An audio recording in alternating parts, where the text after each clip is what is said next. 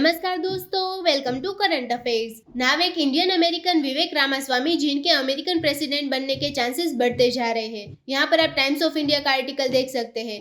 Elon Musk calls Indian American Vivek Ramaswamy very promising candidate. तो दोस्तों, हम यहाँ पर काफी कुछ डिस्कस करेंगे, सो इस वीडियो को एंड तक जरूर देखिएगा। और आपने अभी तक हमारे चैनल को सब्सक्राइब नहीं किया है तो जरूर से सब्सक्राइब कर लीजिएगा, ताकि हमारे वीडियो की लेटेस्ट नोटिफिकेशन आप सभी को सबसे पहले मिल सके। जो भी यूएसए का प्रेसिडेंट बनेगा उसका इम्पैक्ट पूरी दुनिया पर होगा, क्योंकि यूएस की soft power, military power, economic power इतनी ज्यादा है कि व्हाइट हाउस के डिसीजन दुनिया में कई कंट्रीज पर इम्पैक्ट करते हैं। इंडिया तो यही चाहता है कि यूएस में जो भी प्रेसिडेंट बने उसकी पॉलिसीज क्लियर हो और उन पॉलिसीज का इम्पैक्ट इंडिया पर नेगेटिव ना पड़े। और यूएस में तो विवेक रामास्वामी को लेकर लोग उत्सुक है, लेकिन इंडिया में भी लोग काफी उत्सुक है विवेक रामास्वामी को लेकर। इनके बारे में कई रिपोर्ट पब्लिश हो रहे हैं। पूरी दुनिया में इंडिया के लिए ये बहुत ही इंटरेस्टिंग न्यूज है। इंडिया एक तरफ दुनिया की थर्ड लार्जेस्ट इकोनॉमी बनने वाला है और दूसरी तरफ यूके और यूएसए दोनों देशों में पॉसिबिलिटी है कि इंडियन ओरिजिन के लोग प्रेसिडेंट बन जाए। यूएस मीडिया रिपोर्ट में यह पब्लिश हुआ है कि डोनाल्ड ट्रंप के बाद जीओपी प्राइमरी में विवेक रामास्वामी आज के समय सबसे आगे चल रहे हैं।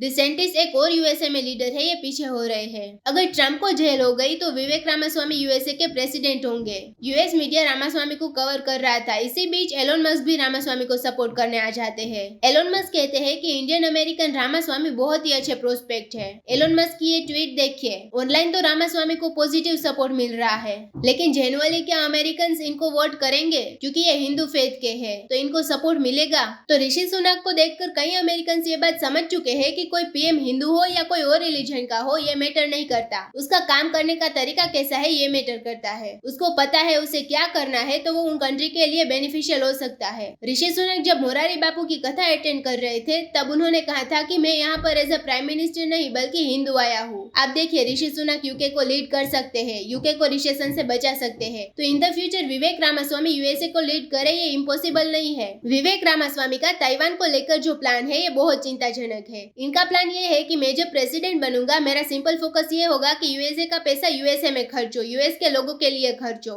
बाहर की जगह है वहाँ पर रिसोर्सेज खर्च ना हो। वो ये कोशिश करेंगे कि 2028 तक जो भी सेमीकंडक्टर फैक्ट्रीज है ताइवान में, इनको ताइवान से शिफ्ट आउट करके बाकी देशों में ले जाएंगे। क्योंकि रामास्वामी के हिसाब से ताइवान की मेन इंपोर्टेंस है एक सेमीकंडक्टर हब। एक बार सेमीकंडक्टर इंडस्ट्री खत्म हो गई ताइवान से, तो उसके बाद अगर चाइना अटैक करता है ताइवान पर तो ये करने देंगे। यूएस के सोल्जर्स नहीं भेजेंगे ताइवान को बचाने के लिए। ये स्टेटमेंट बहुत खराब है। इंडिया के लिए तो खराब है ही, क्योंकि इंडो पैसिफिक स्ट्रेटेजी है उसमें ये कोशिश करी जा रही है कि रूल्स बेस्ड ऑर्डर को मेंटेन करके रखे। और उसमें इम्पोर्टेंट ये है कि ताइवान का स्टेटस बरकरार रहे। कम्युनिस्ट चाइना फोर्सफुली ताइवान को पूरी तरह से कब्जा ना ले, क्योंकि एक बार चाइना अगर ताइवान को कब्जा लेता है तो चाइना के अगले दो टारगेट होंगे जापान और इंडिया। अब यहाँ पर एलोन मस्क रामास्वामी को क्यों सपोर्ट कर रहे हैं? तो एलोन मस्क चाहता है कि यूएस और चाइना के बीच वॉर ना हो जाए। एलोन मस्क का एक बहुत बड़ा बिजनेस है चाइना में। ये चाइना में कार मैन्युफैक्चर करते हैं, बेचते हैं। बाकी कंट्रीज में जो एक्सपोर्ट होता है इनका, वो भी चाइना से होता है। तो अगर यूएस चाइना वॉर होती है